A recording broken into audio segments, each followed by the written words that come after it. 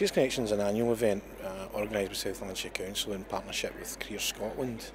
We target pupils who intend to leave school this year for 4th, 5th and 6th year for all the local schools in South Lanarkshire.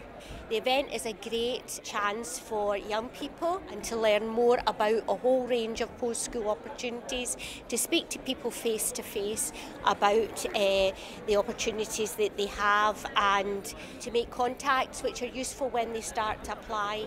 Well, we work in partnership closely with South Lanarkshire Council, planning the event to make sure that the right kind of training providers and colleges and other opportunity providers are here. We invite along numerous providers of college placements, training opportunities, also services such as the Navy, the Air Force, the Army and of course the police and fire brigade are here today.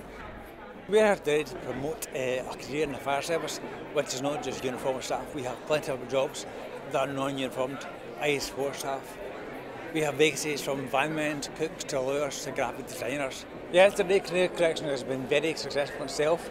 In the day, the students get an insight into a career in the fire brigade. This year we're opening up their slot between 2:30 and 4 o'clock this afternoon, and this evening between 6 o'clock and 8 o'clock. This will give the general public the opportunity to come along and see the vast array of opportunities out there, not just from the council but from the local training providers and colleges.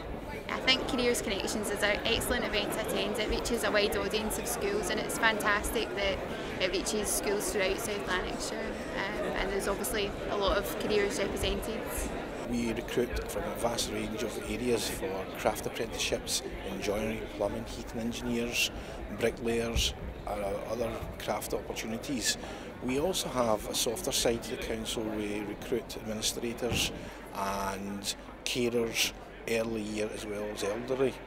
The council itself is probably the biggest employer in this area and have this skill seeker and apprenticeship scheme, and it's been very, very valuable over the many years that this has been going. In many instances, people who have actually started in this same way are actually at the stalls giving their own experience of how they've got here to start with in the past and what it's done for them and how much they enjoy it. The sort of questions that I was asked today was really what sort of qualifications would you come out with, how long would you be training, what sort of colleges would you go to in that, what about transport, you know, where would you be based in that. You know, so it was basically just being there and being able to answer whatever questions I could, and if I couldn't answer any there, then I'll go and find out for them, make it a lot easier for them to make that decision. You know, at that age it is a lot harder. I'm here on behalf of the Scottish Training Foundation. The Scottish Training Foundation take young people from school as basically a stepping stone between leaving school and going into the workplace. We try and help them along by giving them work placements. Events like this actually help us to talk to young people, and we prefer to talk to them rather than to give them written information. Young people are notorious for putting written information into the bin and they don't tend to read it.